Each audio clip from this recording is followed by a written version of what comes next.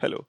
So, another theory about a character in the movie Prometheus, the fossilized giant dude wearing that spacesuit with a hole in his chest. We first saw this guy in the original Alien movie of 1979. Who is the space jockey and why did his ship crash and why is he so goddamn big? In the movie Prometheus, when David activates the hologram, he only sees a brief moment of the engineers talking to one another. The audience is not privy to their dialogue. However, in the draft script, there is a translation of the conversation which addresses the space jockey mystery. The script contains a bunch of scenes about the space jockey and the location of LV-426. So let's go through every single scene in order. It's important to mention that the script is a draft written before the studio intervened and possibly caused that damage. The content of the script can also contradict some elements in Alien Covenant and the future Alien films about to come. This is because when Prometheus was released, it received criticism for its lack of aliens and its shift to focusing on the engineers.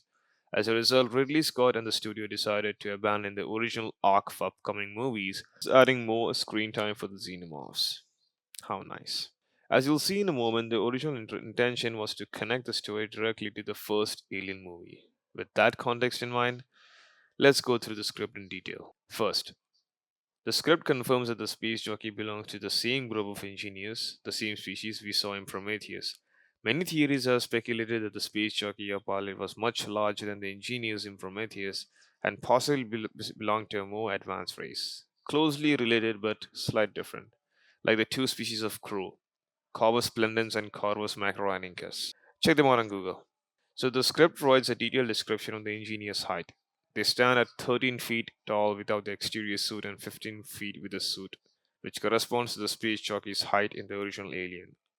According to AVP Vescia, the reason the engineers in Prometheus appear smaller is that Ridley Scott chose to use a very tall actor, 9 feet, instead of CGI due to his preference for practical effects. When the Prometheus approaches LV-226, the script mentions that the gas giant has two other moons, LV-133 and LV-426. The latter, of course, is the same moon that the Nostromo visited in the original Alien. This detail is interesting because LV-426 is located in the Zeta Reticuli binary star system. This doesn't align perfectly with Holloway's statement that they were in a single star system. However, this could be due to an interpretation of what Holloway said, as he never explicitly confirmed that there was only one star. The hologram scenes in Prometheus also show a binary star system in the background. This supports the idea that LV-426 and LV-226 are moons of the same gas giant. Another notable detail is a dialogue between David and Wayland. David mentions a signal picked up from another moon. David, has any of the crew found out about the signal my team picked up from the nearby moon? Wayland, no, I made sure of it.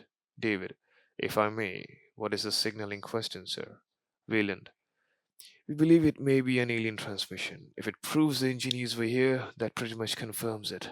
So this exchange suggests that they were talking about LV-426 and the signal that the Nostromo picked up in the original Alien. This signal likely came from LV-426, the same moon explored by the crew of the Nostromo in Alien.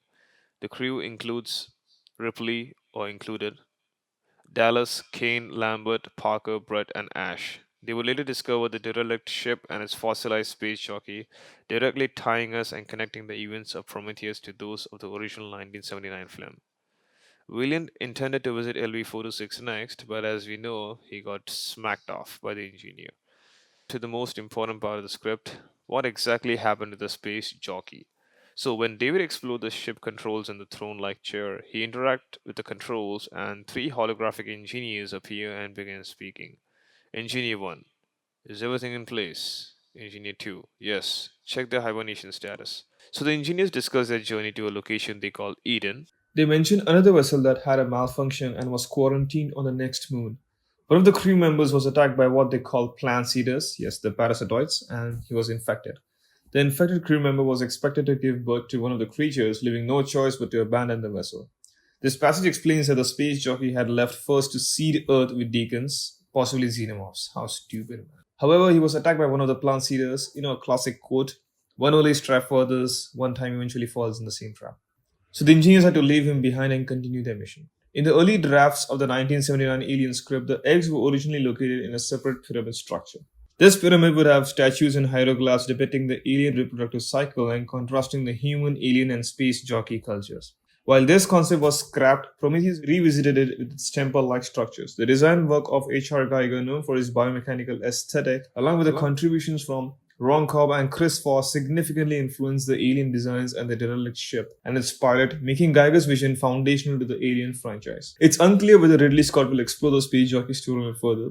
His recent focus on AI suggests he might shift the franchise in a different direction. Some fans theorize that David could eventually become the space jockey after merging his body with Xenomorph, creating the perfect organism.